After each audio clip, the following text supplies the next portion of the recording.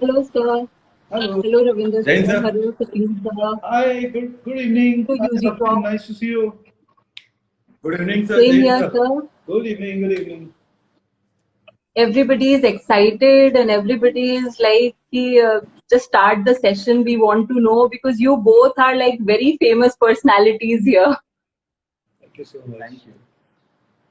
Thank तो you. Sir actually हम In fact, लोगों we को are ये also तो looking पता है. forward to interact, and I'm so happy to interact with you both. And Safin, I've heard a lot about you, and I'm very sure you must be doing a great job in field also. Thank Keep you it so up. much, sir. It's an absolute privilege to be in live with you, sir. Thank you. Thank you so much. Yes, Sir, we Priya. already know that UPSC is not just one exam. It is like the most famous exam amongst all. और जो UPSC की preparation नहीं भी कर रहे होते हैं, उन लोगों को भी काफी अच्छा लगता है stories सुनकर, journey सुनकर कि कैसे लोगों ने अपने setbacks को overcome करके finally they came out victorious in this particular exam and what was their story, what all they faced. तो आज का session will be on that. I'm really happy for hosting this, that I'll be knowing this particular two people who are so famous and so inspirational. So, sir, I want to start the session with this particular question from Ravinder sir, that how now going back to your preparation days, कब आपको ये ख्याल आया, कब आपको ये realization हुआ कि मुझे यूपीएससी के लिए प्रिपेयर करना है? मैं इंजीनियरिंग किया है मैंने दिल्ली कॉलेज ऑफ इंजीनियरिंग से, और उसके बाद में मैंने Gas Authority of India Limited और प्राइवेट सेक्टर ऐसा 3 साल मैंने जॉब भी किया. But my father was a Okay. Police officer. He retired as deputy commissioner of police from Delhi. So I always saw him कि किस तरह से काम करते हैं, क्या क्या क्या प्रॉब्लम्स आती हैं, और काफ़ी कुछ फेमस केसेस भी होते उस टाइम पे. एक ये चीज़ था, और दूसरा काफ़ी ऑफिसर्स का घर पे आना जाना रहता था और उनसे इंटरेक्शन होता था. परंतु इंजीनियरिंग, कुछ लोग बोलते हैं कि इंजीनियरिंग के बाद में क्यों, वो बाद में उस पर डिस्कस करेंगे. परंतु फैमिली बैकग्राउंड था ऐसा, और एक दो एक्सपीरियंसेस थे जिसकी वजह से मुझे लगा कि नहीं, मैं गेल में काम कर रहा था, वो मैंने रिजाइन किया और फिर मैं बैठा इस एग्ज़ाम के लिए ज़्यादा सीरियसली, और वो किया मैंने. तो एक तो बैकग्राउंड के हिसाब से और अपने एक्सपीरियंसेस, और ज़्यादा सोशली आप काफ़ी काम कर सकते हैं, सोसाइटी में रह के आप बहुत सारे काम कर सकते हैं. ये सब चीज़ें मैंने देखी, और वो सब कंडीशनिंग होने के बाद में मुझे लगा this is the best job, और फिर मैंने इसके लिए अच्छे से तैयारी शुरू की. नहीं तो आपको लगता है कि ठीक है हो जाएगा, ऐसा नहीं होता. You have to work very hard. I think these were the reasons why I joined IPS. And Safin sir, what about you? You are the youngest IPS officer.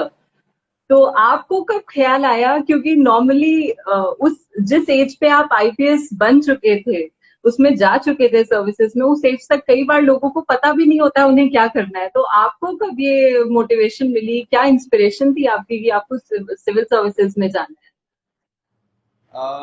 बचपन से एक वही ख्वाहिश थी, मतलब जब प्राइमरी स्कूल में थे एंड एक इंसिडेंट हुआ जब मैंने कलेक्टर को देखा and I got so motivated कि इतना जलवा इतना रुतबा किसका हो सकता है. And then I asked to my aunty that ये पोस्ट कौन सी है, एंड शी सेड कि ये डिस्ट्रिक्ट का राजा है. And that time I I asked कि ये कौन बन सकता है, and I said she said कि कोई भी बन सकता है, एक एग्जाम देना होता है. तो उस टाइम पे इतना समझ में नहीं आता था कि ये यूपीएससी क्या होता है, आईएएस क्या होता है, आईपीएस क्या होता है. लेकिन इतना डेफिनेटली समझ में आ गया कि अगर देश में कोई सबसे अच्छी सर्विस है तो वही है. तो जो सबसे अच्छा है उसके लिए मेहनत करनी है, राइट. जैसे जैसे मतलब काफी लोग बोलते हैं कि प्राइमरी में किसको समझ में आता है कलेक्टर क्या होता है, तो मुझे भी समझ में नहीं आया था कि कलेक्टर क्या होता है. बट या इतना समझ में आ गया था कि ये देश की सबसे टॉप सर्विस है. बस उसी चीज को फिर दिमाग में रखते रखते जैसे मैं प्रोग्रेस करता गया, चीजों को एक्सप्लोर करता गया, समझ में आने लगा कि ये कुछ यूपीएससी करके होता है. फिर समझ में आने लगा कि उसमें आईएएस आईपीएस करके कुछ होता है. फिर जैसे स्कूल खत्म किया तो समझ में आया कि ग्रेजुएशन के बाद you can appear for this exam. फिर उस टाइम इंटरनेट का जमाना आ गया था, मेरे पास फोन आ गया था, तो मैंने जब रिसर्च करना स्टार्ट किया एंड आई थॉट कि okay this is something which I love to do, right. और जब आप अपने हॉबी को ही अपना प्रोफेशन बना देते हैं तो जॉब सेटिस्फेक्शन नेचुरली आना है. सो उसी डायरेक्शन में फिर मैंने एनजीओ के साथ काम करना स्टार्ट किया जब मैं कॉलेज में था. और जो चीजें मुझे समझ में आने लगी कि अगर यही काम बाद में करना है तो लेट्स गो फॉर इट। तो कॉलेज में आते ही मेरा कंफर्म हो गया था, कन्विक्शन आ गया था कि यूपीएससी ही करना है। फाइनल ईयर में जब प्लेसमेंट का टाइम आया तब ऑफर्स भी आती थी, अच्छी कंपनीज भी आती थी एनआईटी में, but I didn't sit for any of that because मुझे लगा कि अगर मैं बैठूंगा तो मेरा कन्विक्शन जो है या कहीं ना कहीं गड़बड़ हो सकता है। तो आई डिसाइडेड कि कॉलेज के बाद सीधा प्रिपरेशन करनी है। प्रिपरेशन के कॉलेज के 4 साल में मैंने ये डिसाइड किया था कि मुझे 1 साल क्या करना है। तो मेरा 1 साल को जो प्रिपरेशन का था वो काफी स्मूथ निकला। सिलेबस पता था, एग्जाम का पैटर्न पता था, ऑप्शनल डिसाइडेड था। तो वो सारी चीजें करते करते I could clear in the first attempt. अब जब रिजल्ट आया तो पता चला कि आईपीएस मिलेगा, आईएएस नहीं मिलेगा। Was disappointed for a moment कि नहीं मुझे फिर से बैठना है। लेकिन फिर जब मैंने लोगों से इंटरेक्ट करना स्टार्ट किया, जब बाकी ऑफिसर से मिला मैं, देन आई कुड रियलाइज कि probably IPS is more suitable to my attitude and aptitude in the sense कि फील्ड वर्क इसमें ज्यादा है एंड आप लोगों जब लोग सबसे ज्यादा डिस्ट्रेस में होते हैं दे गो टू पुलिस और doctor, only two professions, right. और 2-3 इंसिडेंट्स ऐसे हुए कि मैंने लाइव देखा कि पुलिस कैसे लोगों की मदद कर सकती है। तो ये 4 चीजों ने जो कन्विक्शन था वो स्ट्रॉन्ग कर दिया एंड आई डिसाइडेड कि I will continue with the IPS. So that's how ended up into this service. Okay, so Ravinder sir, Safeen sir already told कि उन्होंने आईपीएस कैसे चूज करा। मैं आपसे पूछना चाहूंगी कि आईपीएस ही सोचा हुआ था शुरू से या फिर बाद में रियलाइज हुआ कि इंडियन पुलिस सर्विसेज में जाना है? नहीं, मैं शुरू से ही, क्योंकि मैंने जैसा बताया मेरे डैड पुलिस फोर्स में थे और he joined as assistant sub inspector in Delhi police at a very low rank and we are from Haryana. तो हरियाणा से पहले ऑफिसर थे वो हमारे गांव से मेरे डैड। तो उनकी वो जर्नी थी और मैंने जैसा बताया कि पुलिस ही बनना है, मेरे मॉम के भी वो ड्रीम था और मुझे भी और पापा को देख के सब चीजें कि नहीं दिस इज द जॉब। जैसे सफिन ने बताया यही चीजें कि किस तरह से लोग जब जाते हैं तो मैं पुलिस स्टेशन में, in fact I was born in police station कालका जी वहां पे, और वहीं पे मैं देखता बचपन से बड़ा मैं वहीं हुआ था। तो मेरी पूरी कंडीशनिंग ये पुलिस में हुई। हम खेलते भी जब थे तो वहीं पे ही पुलिस स्टेशन में कई बार अंदर चले जाते थे। और एक आईपीएस ऑफिसर थे हमारे रिलेटिव थे, तो मतलब वो ज्यादा देर ऐसे ही घुस जाते थे, मतलब एसएचओ ऑफिस में और पुलिस में। तो ये सब चीजों का इम्पैक्ट होता है। हम जब बच्चे रहते हैं ये सब चीजें कहीं ना कहीं हमारे दिमाग में रहती है। कुछ को अलग अलग एक्सपीरियंसेस रहते हैं, परंतु इसमें इतनी सारी पॉजिटिविटी मुझे दिखी। और जो सोशल इंटरेक्शन है, जैसे सपन जी ने बताया कि फर्स्ट कौन आता है, फर्स्ट रिस्पॉन्डर कौन है, पुलिस। अगर वहां पे आप अच्छे से किसी को रिस्पॉन्स देते हैं, बैठ के उसकी कंप्लेंट सुन लेते हैं, आप फोन कर देते हैं कि भाई इनकी ऐसी ऐसी प्रॉब्लम है, तो ये सब चीजें मैंने देखी थी। कई बार आवाजें भी आती थी। मैं आपको बहुत पुरानी बात बता रहा हूँ, मतलब 25 साल इसमें हो गए, उससे आगे 15-20 साल और लगा लीजिए। तो जब हम बच्चे थे तो आवाजें भी आती थी उस टाइम पे। अभी मैं उसके बारे में ज्यादा बोलना नहीं चाहता कि किस तरह से पुलिस हर तरीके से काम कर सकती है क्राइम के अगेंस्ट में, क्रिमिनल्स के अगेंस्ट में। और लॉ एंड ऑर्डर अगर होता है तो उसमें कैसे काम करती है।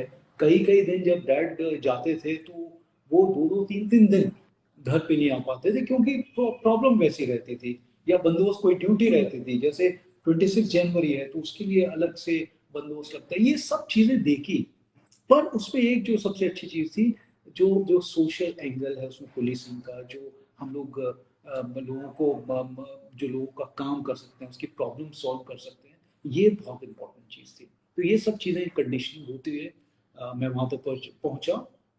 बेशक जैसे मैंने बताया कि इंजीनियरिंग के बाद में मैंने जॉब किया, परंतु जैसे होता है ना, उस टाइम का ये था कि आप इंजीनियर बन जाए या डॉक्टर बन जाए, तो मैं इंजीनियर बना।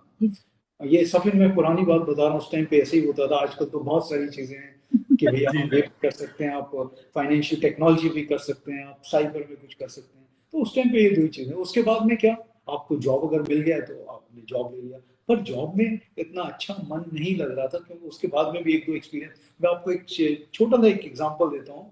मैं और मेरा बैचमेट हम लोग इंजीनियरिंग कर रहे थे, तो हम 87 में हम शिरडी साईं बाबा मंदिर में गए थे। तो वहां पे पहले सब नीचे बैठे थे, हम लोग भी दोनों बैठे हुए थे नीचे ग्रुप में। तो वहां पे एक यूनिफॉर्म में एक बंदा था, वो बोल रहा था कि जिस जिसको दर्शन, कि आप चलिए दर्शन करिए। वो हम उठ के जाते थे, हम दोनों ऐसे बैठ के हम सोच रहे थे यार हमारा नंबर कब आएगा। वी वर सो फैसिनेटेड उस बंदे की यूनिफॉर्म से, कितना स्ट्रांग ये है, मतलब वो जो बोल रहा है वही लोग उठ रहे हैं। तो उसमें फिर फॉर्चुनेटली हम 96 में हम दोनों ही आईपीएस में आ गए। तो हम आज भी उस चीज को बोल के याद करके हंसते हैं जब भी कि यार उस बंदे ने कैसे हमको ये किया था। तो इस तरह के एक्सपीरियंसेस भी होते गए, तो लगा कि नहीं, तो ये जो है इस तरह की चीजें हुई। और आज हम लोग यहाँ पे पिछले 25 साल से मैं महाराष्ट्र में सेवा कर दे रहा हूँ और बहुत खुश हूँ पुलिस में आके। Sir, if I may add, like we started our career during COVID time, right? The first district practical training was during first lockdown. So the kind of responsibilities we got and the way police has worked actually made my vision very clear that why I joined this department and I want to stay in this department. True, very true. And people have realized that. People have Yes. realized कि first responders में या front line warriors कौन थे, तो that is best. So we have actually perform whatever situation is, तो police Yes. Has to respond and that's the beauty of this job. You feel so satisfied at the end of the day कि मैंने आज कुछ किया लोगों के लिए. जो महिला आई, बच्ची आई जो हमारे पास में, और उसको हमने सुना, उसके लिए फोन किया, उसके लिए उसका काम किया, ये बहुत सेटिस्फाइंग होता है. सर एक्चुअली लाइक जब भी हम बाहर जाते हैं, और जब जैसे अभी सर ने बताया कि कोविड टाइम्स चल रहे थे, तो when ever I went out और कोई एसेंशियल्स के लिए भी अगर मैं बाहर जा रही हूँ, और मैं देखती थी कि जितने भी आपके पुलिस के कर्मचारी है वो वहां पे अभी भी वो अपना काम कर रहे हैं. Everybody is in their home, वो सब लोग अंदर हैं लेकिन पुलिस वाले अपना काम कर रहे हैं. तो वो चीज देख के लगता है how tough is the job. चाहे दिवाली हो, होली हो, कोई फेस्टिवल हो, everywhere they are still working, they are always working. So we are really grateful that to them. I feel really grateful to them every time. Thank you so much. So sir, actually लोगों को अक्सर लगता है, aspirants को काफी बार ये चीज लगती है कि civil services is like a all charm job, that once you study, आप एक बार पढ़ाई कंप्लीट कर लोगे और उसके बाद आपकी लाइफ बिल्कुल सेट है. और लोग ऐसे ही बात करते हैं कि एक बार पढ़ाई करनी है फिर पूरी लाइफ सेट है, फिर कुछ नहीं करना है आगे. तो आपको ऐसा लगता है अपने एक्सपीरियंस से कि ऐसा कुछ होता है that you just study once and then all your life is set? I would like to differ on this. Academically एक चीज है, और दूसरा जो है आप जब जॉब में है तब ऐसा नहीं होता, क्योंकि इसमें बहुत सारे एक्सपीरियंसेस आते हैं पूरा लाइफ में. जैसे मेरे 25 इयर्स के करियर में हर तरह पे तरीके का मुझे काम करने का मौका मिला है. मैं एडिशनल सीपी क्राइम भी, मैं 4 टाइम्स एसपी शिप भी मैंने किया है, मैं फॉरेन में भी यूनाइटेड नेशंस के साथ में काम किया है, मैं मिनिस्ट्री ऑफ कल्चर में भी मैंने 3 साल काम किया है.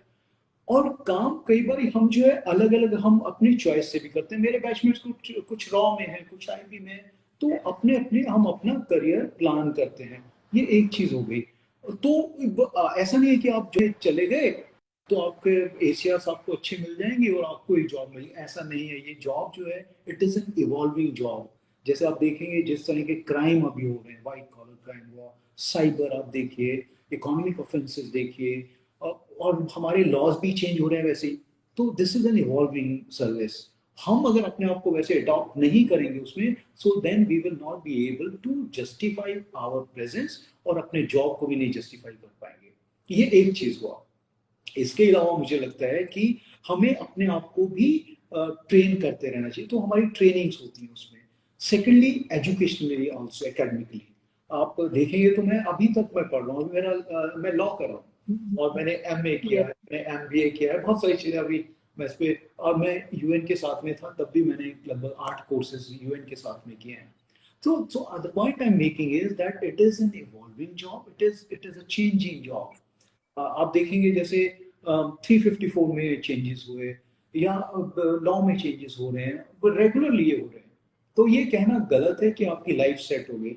जो ये सोचते हैं वो लेथार्जी आ जाती है, और फिर वो जस्टिफाई नहीं कर सकते अपनी प्रेजेंस, और फिर हम सिस्टम को बोलते हैं कि ऐसा ही है सिस्टम, मैंने कौन सी नौकरी में आ गया. मुझे लगता है वो गलत है. ये सोचना भी I think Safin, you will agree to some extent. You have just started. Sir completely agree with you and अगर लेमन लैंग्वेज में बोला जाए तो इस नौकरी में आने के बाद आपके सर्वाइवल के इश्यूज नहीं रहते कि आपको वो एक रहने के लिए जगह या फिर जाने के लिए गाड़ी या फिर टिकट बुक करवाने के issues, those are not the issues which you face every day, but you deal with the larger picture. And when you're dealing with the larger picture, you can never be, in a position of comfort and convenience, because every day you are facing new challenges. Every day you are given new tasks. So जो भी लोग ये सोचते हैं कि एक बार struggle कर लेते हैं यूपीएससी में उसके बाद लाइफ सेट है, आई वुड से कि यूपीएससी तक लाइफ सेट है, उसके बाद स्ट्रगल स्टार्ट हो. Because you have to be relevant every day. You have to, give your 100% every day. For example, sir का तो मतलब इतना लंबा एक्सपीरियंस है, but this is my first posting, right? When I'm assuming charge of ASP Bhavnagar, I have 13 to 14 lakh people to look after. That's safety and security. Every day somebody will come with a new problem. Every day something new will happen in the city. So this is where the real picture begins, right? अब सरकार आपको गाड़ी बंगला इसलिए देती है क्योंकि आप उस इश्यूज से बाहर निकल के इस इश्यूज पे फोकस कर सके. तो अगर जिनको लगता है कि गाड़ी बंगला एंड प्रेस्टीज मिल जाने से लाइफ सेट हो जाती है, तो आई डोंट थिंक कि उनका यूपीएससी में कुछ काम है. Sure sir. तो सर सफीन सर, मैं आपसे एक और चीज पूछना चाहूंगी अभी यहाँ पर कि सिविल सर्विसेज में जैसे आपका सिलेक्शन होता है, तो आपने अभी फिलहाल में एग्जाम दिया है, आपको ऐसा लगता है कि कुछ एक पर्टिकुलर क्वालिटीज होती हैं, कुछ पर्सनालिटी में कुछ ऐसी पर्टिकुलर ट्रेड्स होती हैं which are there in men and women who are selected as UPSC in civil services, तो ऐसा कुछ पर्टिकुलर होता है जो आपको लगता है कि सब में होगा तभी वो वहां पर पहुंचे हैं? I guess if I have to generalize, the qualities which are needed in an IAS or IPS officers are actually common. The first thing which is needed is decision making power. अगर आप 10 लोगों से पूछने जाते हो कि मुझे कौन सी बुक पढ़नी है और कौन सी नहीं पढ़नी है, जबकि आपके सामने सारा कंटेंट अवेलेबल है और आप डिसाइड नहीं कर पा रहे हो, then I don't think कि आप एग्जाम में go through हो पाओगे. Second thing is patience, right? Because it's a 1 year long journey. 1 साल तक आपको प्रिपेयर करना है, 1 साल तक आपको एग्जाम लिखना है. तो इस 2 साल में आप कितना पेशेंस रख सकते हो, क्योंकि डे टू डे फंक्शनिंग में भी यही होना है. आपके सामने इतने सारे क्वेश्चन आने वाले हैं, इतने सारे प्रॉब्लम्स आने वाले हैं. अगर आप पेशेंस लूज करके लोगों के साथ फ्रिक्शन क्रिएट कर रहे हो, तो you are not suppose to seat on that seat, right? Third is hard work.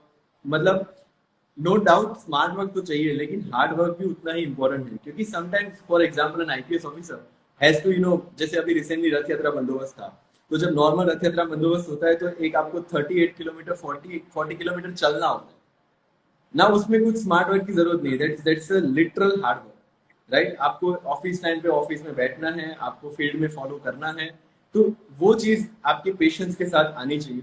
So decision making power, आपका हार्ड वर्किंग एटीट्यूड, आपका पेशेंस, एंड मोस्ट इंपॉर्टेंट चीज इज आपका एनालिटिकल पावर. आप चीजों को कितने डायमेंशन से और कितनी तरह से एनालाइज कर सकते हो. अगर ये बेयर मिनिमम क्वालिटीज आप में है, तो आई गेस ये एग्जाम भी उसी का टेस्ट है. अगर आप यूपीएससी को एनालाइज करोगे the way it is conducted, I guess they also जज the same kind of qualities, because syllabus same है, बुक सेम है, फिर भी कुछ ही लोग सिलेक्ट हो पाते हैं, राइट? अगर एक पर्टिकुलर कोचिंग इंस्टीट्यूट की बात करें तो उसमें भी हर साल 1 लाख 2 लाख लोग कोचिंग लेके जाते हैं, but why only few are making to the exam? Because of this things.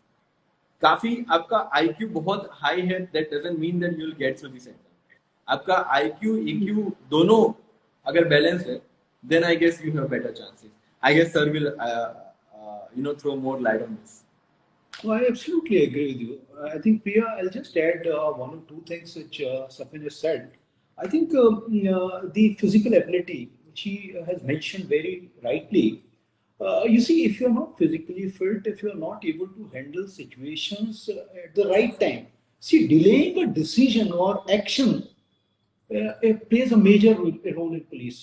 Suppose something is happening in front of you, and if you don't act or if you delay the decision, that can have a very bad impact. और उसका बहुत गलत एक message भी जाता है society में.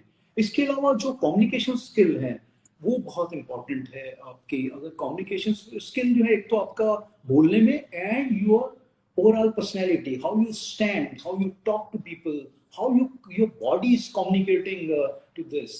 All these things play a very important role. अगर आपने कोई आ रहा है और आप गलत तरीके से उसको बोल रहे हैं, though you are in stress, but still everybody expects कि भाई आप बहुत अच्छे से उसको बोलेंगे, आप इज्जत से बोलेंगे। अगर कोई सीनियर सिटीजन है, कोई महिला है, कोई बच्चा है या कोई क्रिमिनल है, आप सोचिए पुलिस ऑफिसर की लाइफ में किस तरह से इतने सारे चेंजेस होते हैं। 1 घंटे के अंदर इतने सारे चेंजेस होते हैं, he has to adopt every now and then, so it plays a very important role. Another thing, he has to be a good listener. अगर वो सुनने की, अगर वो नहीं सिर्फ मैं ही सब कुछ जानता हूँ, सबसे होशियार मैं ही हूँ, I think that also has its own toll. So we have to listen to people and उसके बाद में ही हम उस पर रिएक्ट करें। नहीं तो कई बार ऐसा होता है कि हम अपने जो कांस्टेबल लोअर स्टाफ है, हम उससे ठीक से बात भी नहीं करते। I'm just saying which I have seen in life, and that sends a very bad signal outside. And that creates our these the people who come to meet us, our own staff, they actually make our image. अगर हम उससे ठीक से बात कर रहे हैं और उसको सुन रहे हैं, तो भाग्य बोलेगा कि मेरे ऑफिसर ने मुझे बड़े अच्छे से सुना, मुझे बिठाया उन्होंने, और जो और मैं तो इतने स्ट्रेस में था। एक तो जब वो हमारे ऑफिस में आता है, they are in lot of stress, तो अगर वो आता है, अगर आपने उससे अच्छे से बात कर ली, तो उसके आधे प्रॉब्लम सॉल्व। अगर आपने थोड़ा सा और उसकी फैमिली के बारे में पता कर लिया कि भाई बच्चे क्या कर रहे हैं, it will change the whole perspective and your image is enhance. तो ये जो चीज़ें हैं बहुत इंपॉर्टेंट है। मेंटल एबिलिटी, ऑफ कोर्स सपने said very rightly, your mental ability to decide what is wrong, what is right. एक बड़ा एक ग्रे एरिया रहता है, कई बार हमको लगता है कि ठीक है, बट उसके बाद में कुछ गलत भी हो सकता है, परंतु उस टाइम वो ठीक था, राइट। तो ये सब चीजें हैं जो कि एक पुलिस ऑफिसर की लाइफ में बहुत मेजर रोल प्ले करती हैं। Okay, sure, sir. Sir, now Ravinder sir, I just wanted to ask you this कि UPSC एक ऐसा एग्जाम है where things don't come easy. Like किसी भी एग्जाम में things don't come easy. You have to work hard and आपको मेहनत करनी पड़ती है। लेकिन स्पेसिफिकली यूपीएससी में पढ़ाई के अलावा बहुत सारे डिस्ट्रैक्शंस होते हैं आपके आसपास। आप डिस्ट्रैक्टेड होते हो, आपको कई बार फैमिली इफेक्ट करती है, कई बार आपकी सराउंडिंग इफेक्ट करती है, कभी आपको लगता है, हो सकता है कि आपके पास रिसोर्सेज उतने अवेलेबल नहीं है। तो ये पढ़ाई के अलावा जो आसपास के डिस्ट्रैक्शंस होते हैं, उनको कैसे मैनेज करा जाए, कैसे एस्पिरेंट्स को मैनेज करना चाहिए, उन डिस्ट्रैक्शन से हट के अपनी पढ़ाई की तरफ कैसे ध्यान देना चाहिए, आपको क्या लगता है इसमें? बहुत इंपॉर्टेंट चीज़ है, और आजकल डिस्ट्रैक्शंस मुझे लगता है कि बढ़ रहे हैं। हमारे टाइम में सोशल मीडिया नहीं था, मतलब when we were preparing, but now when we are working the social media is come. जैसे मैंने बताया कि we are always under scrutiny, under watch, so what we do. और वही चीज़ अगर कोई यूपीएससी के लिए पढ़ रहा है, तो they are distractions, but they are positive also. Suppose if you have to see regarding how to prepare for an interview, or what is good subject, उसका material कहाँ available है, what is the best material available. So it is actually enhancing our knowledge also. So this is one thing. So distractions को कैसे manage किया जाए, मैं सिर्फ social media या मोबाइल फोन का नहीं बता रहा हूँ, ये डिस्ट्रैक्शंस होते ही रहते हैं। फैमिली में कई बार प्रॉब्लम आ जाती है, जैसे आपने बताया कि कोई इंसिडेंट हो गया, या हमारे ही कोई फ्रेंड ने, हम इतने सेंसिटिव होते हैं, कुछ बोल दिया कि यार ये क्या, इसके बस की है क्या, इस तरह से कई बार बोल देते हैं। कई बार रिलेटिव से सोचता है इसके 2 अटेम्प्ट में हुआ नहीं, अब ये क्या करेगा। So these are also distractions and these things pull you down.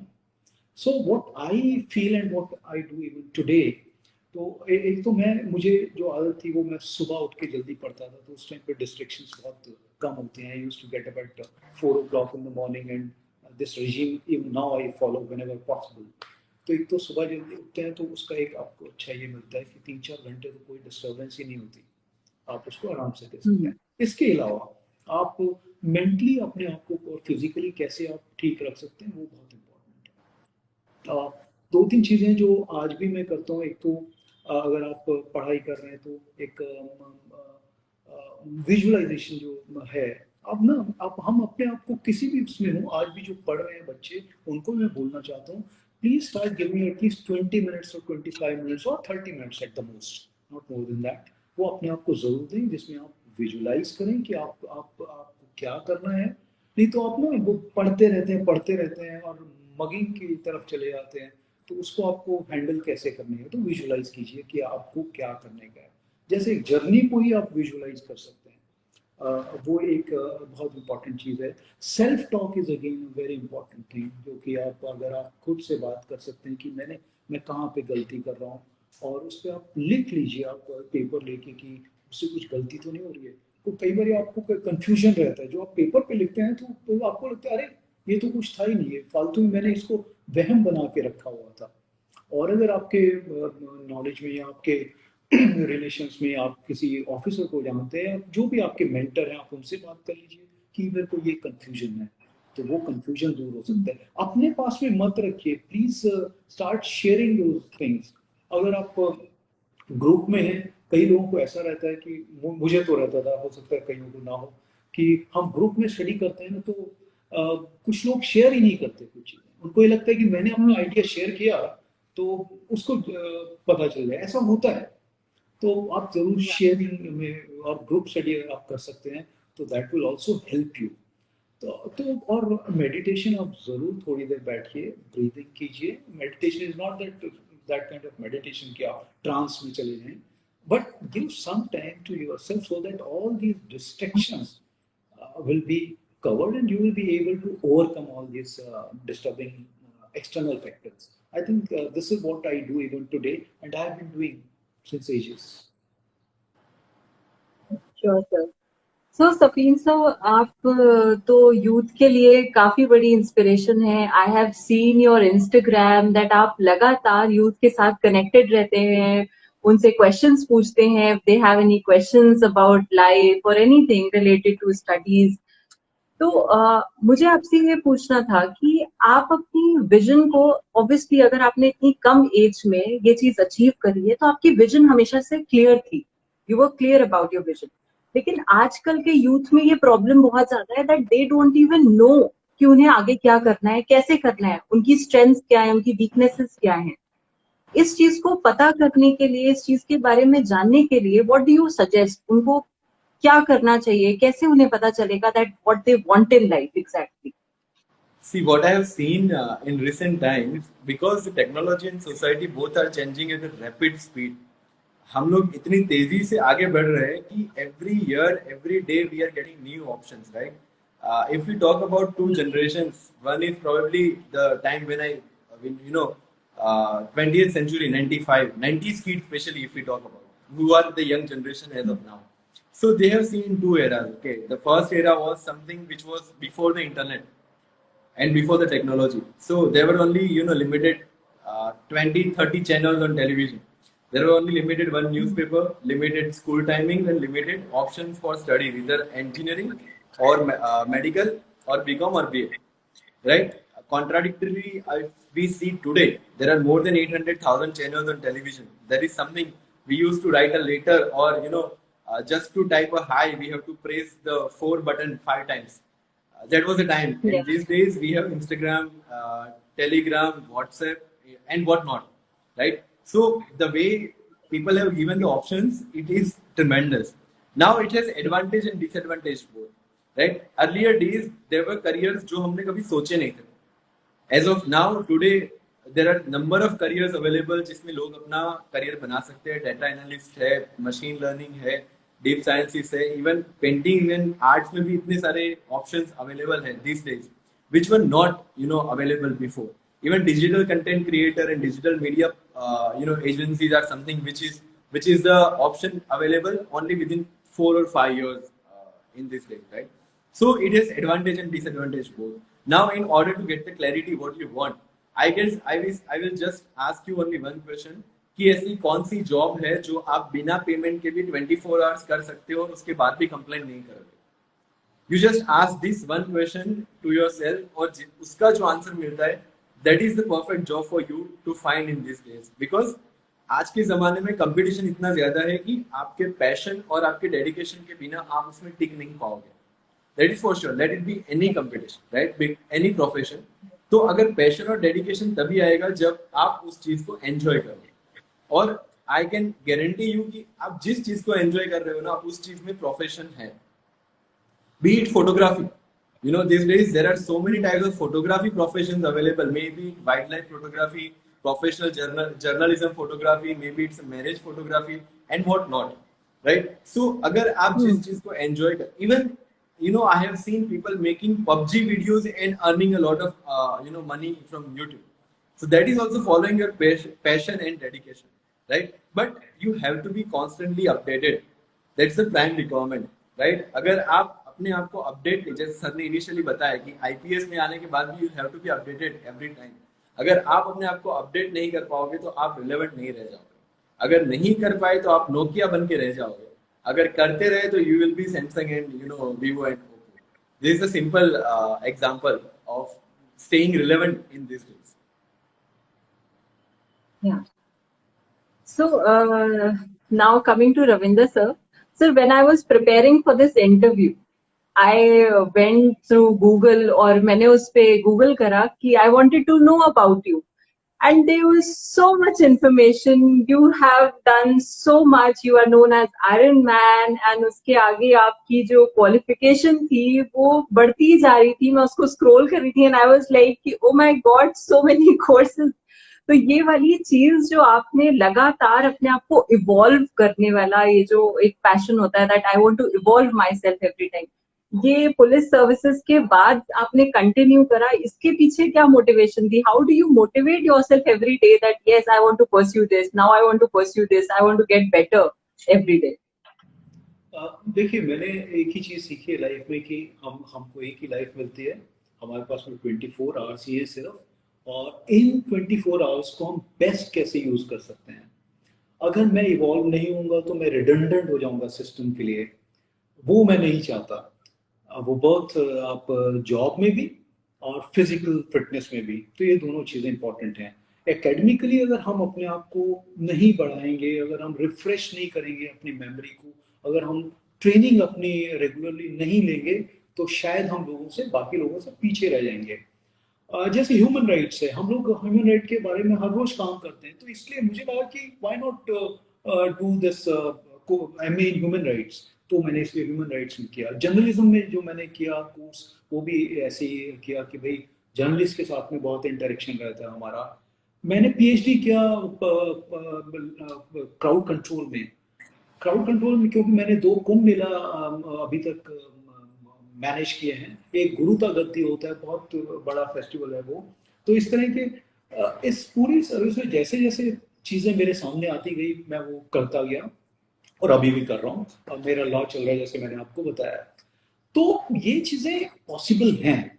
ऐसा नहीं है कि जैसे मैंने बोला कि हमको इवॉल्व होना ही पड़ेगा. अगर नहीं होंगे तो हम बाकी लोगों से पीछे रह जाएंगे. फिर हमारे पास भी कोई ये कहने को नहीं रहेगा कि भाई आप तो रेलेवेंट ही नहीं है सिस्टम के लिए, आपने तो ये नहीं किया, आपने वो नहीं किया.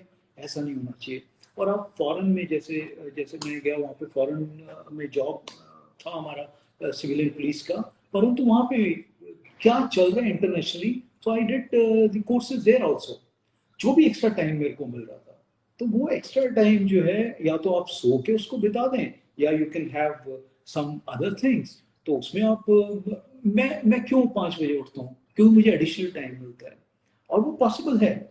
और ऑफिस अगर 10 बजे जाना है तो मैं 10 बजे वहाँ पे रहता हूँ, 9:45 बजे ऑफिस में. ऐसा भी नहीं. जैसे मैं आयरन मैन कर रहा था, which is a very difficult thing. तो मैं सीपी था नासिक में, तब मैंने किया है. किसी को मालूम भी नहीं था कि I am preparing, because I used to get up very early in the morning, but I would do, because life has so much to offer. This life is short, so we must make best use of it. That is why academics हो या physical fitness हो, करना ही चाहिए. और ये message मैं सबको देना चाहता हूँ, जो भी यंगस्टर्स जुड़े हो हमारे साथ में. और डेफिनेटली हमारी जो ट्रेनिंग रहती है नेशनल पुलिस एकेडमी में, वो भी इसी तरह की रहती है. आप थक जाते हैं, कई बार आपको नींद आ रही होती है क्लास में, परंतु आप सुबह की पीटी और फिजिकल एक्सरसाइज मिस नहीं कर सकते, आपको करना ही है. तो 24 आवर्स हम लोग किसी ना किसी चीज में बिजी रहते हैं. तो वो जो आदत थी, जब हम तब कर सकते थे, तो आज क्यों नहीं कर सकते? तो ये सब चीजें हैं जो अभी भी लाइवली हैं, और they are very interesting and they give lot of energy. even today to me. That's why I've been doing all these things. Okay, sir, that's really nice. Sir, ये जो आपने अभी बात बोली कि academy.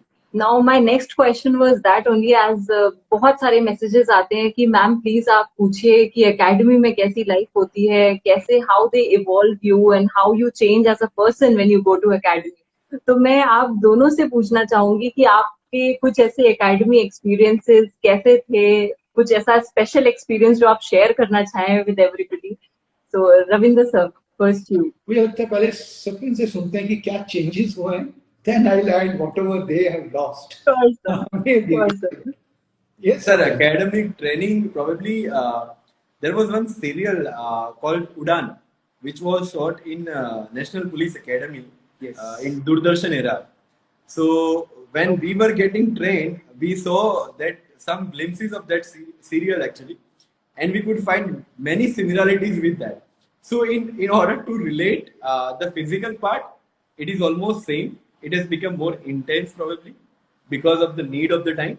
At the same time, academics, yes, it has evolved a lot because the new kind of offenses, the new judgments, the new jurisprudence which the Supreme Court and High Courts have come up with.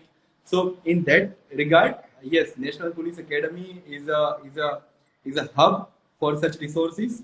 In order to describe my outdoor training, जब when I got selected into IPS, probably I was never an outdoor kind of person, right? I was always into books, I was always into home.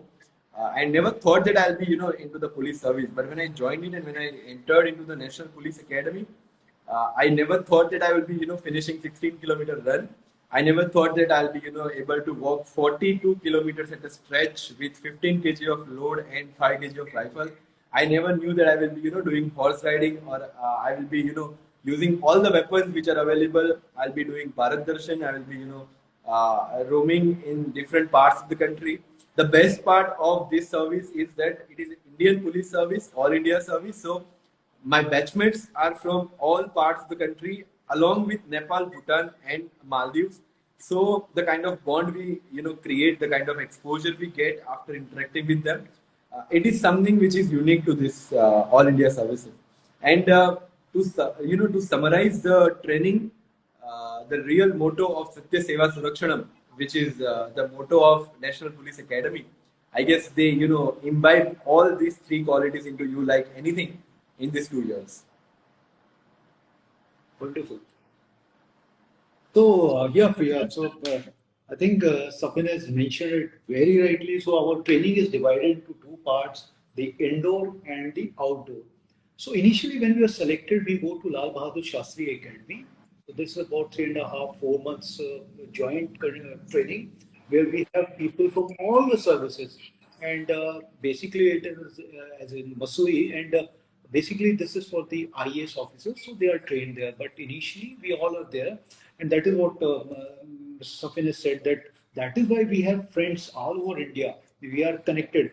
Now we are completing 25 years, and we are bringing those impressions. If you remember, Safin, I don't know whether in your time it was there or not. So impression is one where all the probationers at that time in '96. So there is a photograph and something written about them. Ki Ravinder Singhal, he was always with his camera clicking photographs. So it's like that. So some interesting features about them. So this is one part which is very interesting. From all services, people go there. And the another interesting part there is, in fact, of course, the indoor classes, outdoor classes.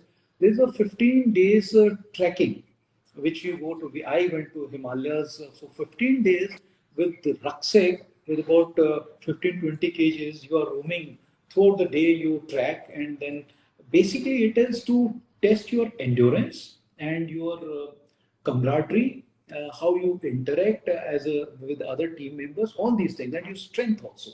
So this was very interesting, which I still remember. Then after that, we go to our respective academies. So our academy is mentioned, the National Police Academy. So we go there in Hyderabad.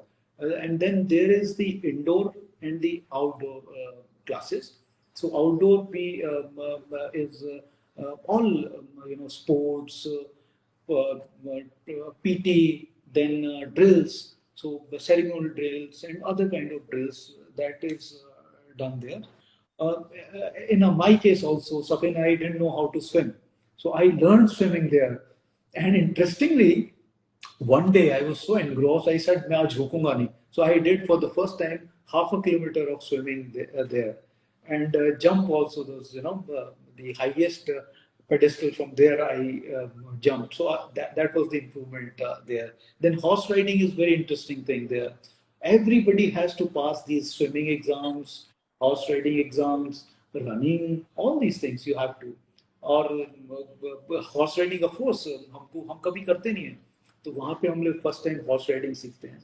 और कई बार आपको horse ऐसे खतरनाक horses मिलते हैं कि वो आपको भगा के ले जाता है. You can't control. I still remember this horse called Sanyogita. तो एक दिन I was there, I could not control, और वो मतलब मैं खींच रहा नहीं, और हम नए भी थे, तो वो स्टेबल्स में जाके ही रुके. मैं बहुत डरा हुआ था उस दिन. तो ऐसे ऐसे एक्सपीरियंसेस होते हैं. आप रोड पे दौड़ रही है. सफिन, यू रिमेम्बर जो बाहर का जो है ना, वो बाहर निकली, हमारी ट्रेनिंग चल रही थी, और मेन रोड पे आए, ट्रैफिक चल रहा है, और वहां से वो लेके गई. सो इस तरह के खतरनाक एक्सपीरियंसेस भी होते हैं. समझ में नहीं आता कि घोड़ा आपको चला रहा है, आप घोड़ा चला रहे हैं. तो ये बहुत चीजें होती हैं. तो इसके लिए आप जो भी आज सुन रहे हैं उनको ये चीजों का ध्यान रखना चाहिए कि इतने एक्साइटिंग चीजें उनके साथ में होने वाली हैं जो भी सेलेक्ट होंगे इसमें. उसके अलावा एक और चीज थी, एक हमको लास्ट में एक डेमोन्स्ट्रेशन देना होता है. तो उसमें मेरा एक बैचमेट है नवनीत सिकेरा और मैं, वहाँ पे जो हाईएस्ट अंदर जो रॉक है 21 है 19, I don't remember that number now.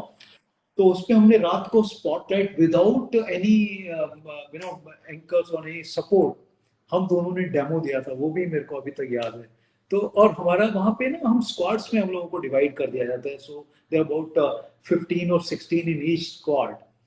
And that squad, all the squads, they compete with each other. It's very interesting. तो हम जो 15 लोग रहते हैं, हमने ये मैच जीतना है, फुटबॉल टूर्नामेंट है, या फिर ये है रनिंग का है या स्विमिंग का है, तो ये कप हम लोग जीतेंगे. तो ये एक जज्बा वहाँ पे एक अलग ही तैयार होता है, लड़ाई का, झगड़ने का, जीतने का, ये सब चीजें वहाँ पे सीखने को मिलती हैं. It's a coincidence that I'm going to join Navneet sir on 25th of July with one session in Assam. So I'm just happy about that. I got to connect it with both of you. Yeah. So you talk to him. He's also very good, fine officer from UP Cadre. Then if you summarize the training part, it's like challenging yourself every day and removing all the mental blockages which you come up, which you have come with, and going out as a finished IPS officer which is ready to lead the force. Polished बाहर निकलते हैं, ब्रॉ. किसी का tummy बाहर है, किसी के बाल है, किसी का फ्रेंच कट है, किसी का कुछ है, ये सब निकल जाता है. You are a different person when you come out of it, physically fit, ready to face the challenges. और एक चीज सफिन जो बड़ी इंटरेस्टिंग मैंने बताई, वैसे पहले हम लोग इतने थक जाते हैं सुबह, जब ये होता है ब्रेकफास्ट के बाद में हमारी इंडोर जो क्लासेस रहती हैं, तो हमारी तो सबकी नजरें रहती हैं जो रहता है कि सो तो नहीं रहा कोई, whether we are attentive or not. Maybe this is specially designed, तो हम लोगों को उस टाइम भी अटेंटिव रहना पड़ता है. तो ये ट्रेनिंग इतनी रिग्रेस रहती है, उसका इम्पैक्ट हमेशा हमारे ऊपर रहता है. So this is how I would summarise. Yes please sir. हमारे टाइम पे सीसीटीवी कैमरास आ गए थे मॉनिटर करने के लिए कि कोई सो रहा है. या so this very interesting things happen. और एक और चीज लास्ट में बोल रहा हूँ कि वहां पे कुछ कार्डर बेस्ड मैरिजेस भी होती हैं और मैरिजेस भी होती हैं, कुछ आईएएस आईपीएस. तो ये भी बहुत सारे वहां पे रिलेशंस डेवलप होते हैं. That must be really exciting, sir. Like hearing you both. काफी लोगों के comments भी आ रहे हैं. Wow, sir. Yes, sir, I'm a big fan. I also want to go there in the academy. Incidentally, I'll just add one more thing. My wife is an IAS officer, so we are together. But we knew each other before we joined. So we cleared it in the same year. Great. Wow, sir. That's really. Sir, अब मैं Safeen sir से एक question पूछना चाहूंगी कि आजकल काफी ज्यादा न्यूज में, न्यूज़पेपर्स में हमें आर्टिकल्स मिलते हैं, हमें न्यूज सुनने को मिलती है that Indian policing needs reforms. उसमें रिफॉर्म्स की जरूरत है, चेंजेस की जरूरत है. तो आपको क्या लगता है that are reforms really needed in Indian policing, and what is it actually in real? See, I guess Sir would be in a better position to throw more light on this because of his, vast experience. But what I've realized in within this 2.5 and 3 years after joining the service is Indian police is a subject of states, right? It's not a central subject, so central government is not able to legislate on that, and that is the reason that police reforms are, given a backseat in our day-to-day routine work.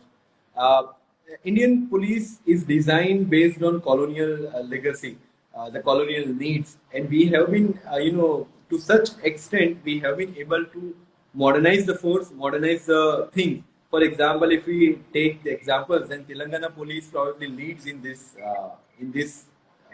I mean, modernization pattern, that they are actually ahead of other states. But many other states are actually still continuing with the British legacy.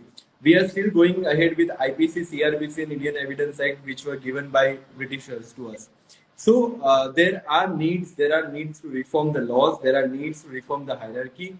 There are needs to make police more people friendly. The way we are functioning and the way our disciplinary conduct and everything is designed, that we are still, into that hierarchical mode. We are still into that discipline and kind of stuff. And again, Indian police is a state subject, and that's why we are not able to perform those duties which we are actually supposed to do during these days. So definitely reforms are much more needed, and those reforms should come from both the sides, from within the police department and from the government legislation side. From within the police department, I would say that we need to get updated based on the recent crimes.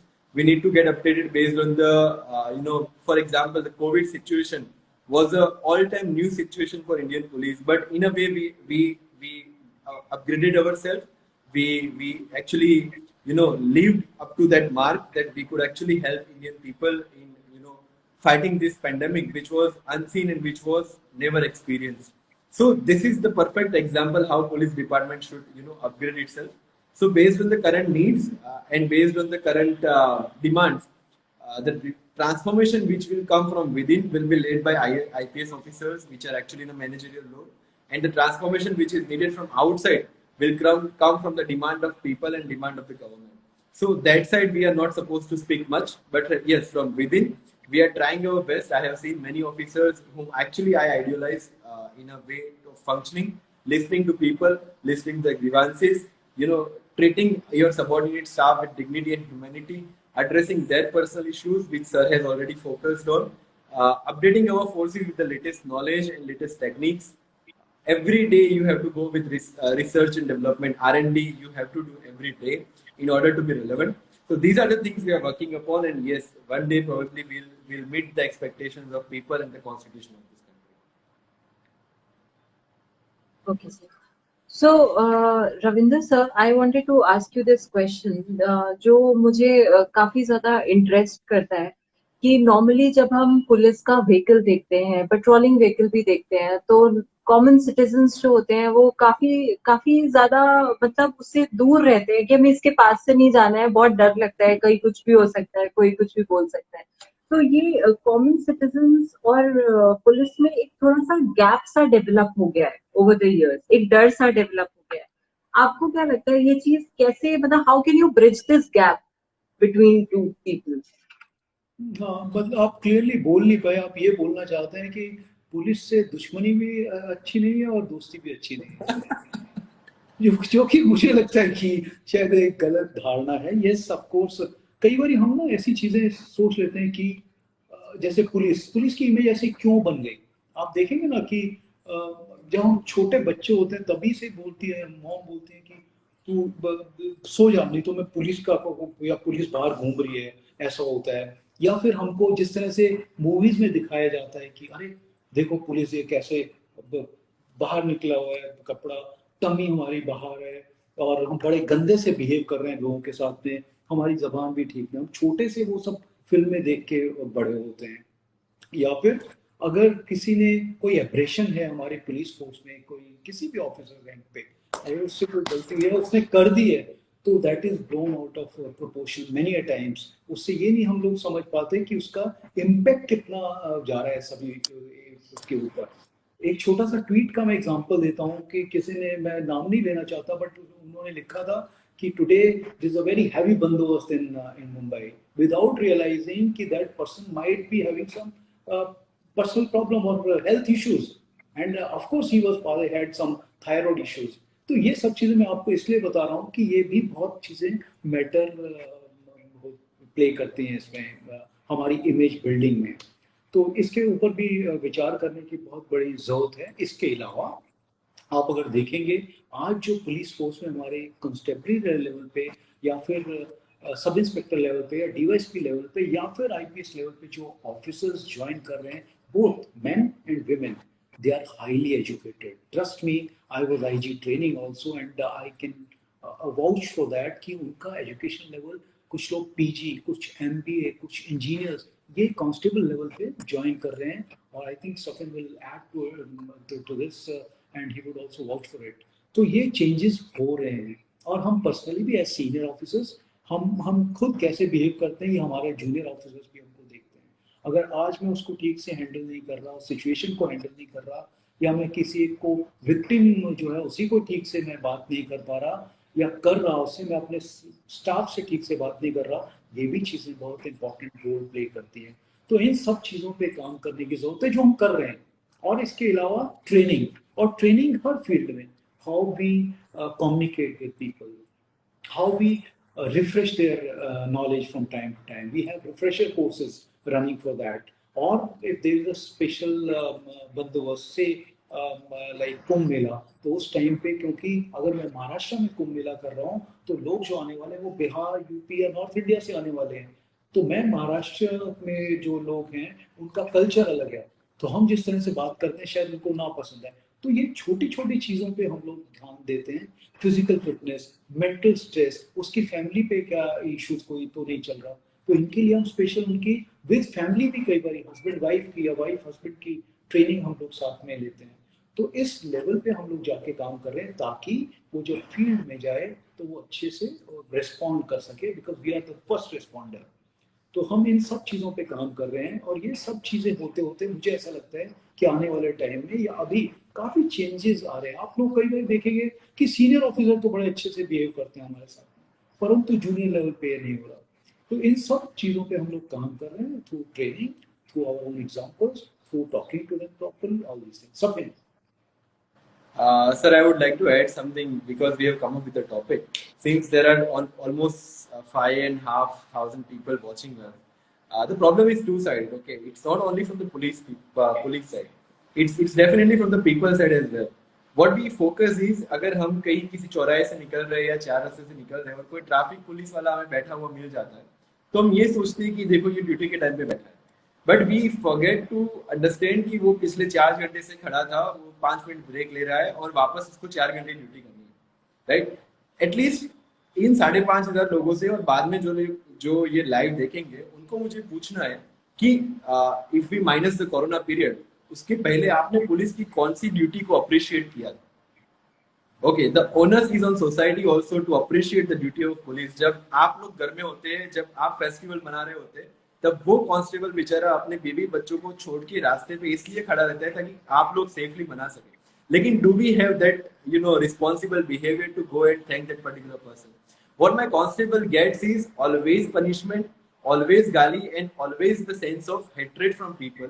Despite working for 14-15 hours a day with minimum wage, how do you expect such person to behave such politely and humanly with people?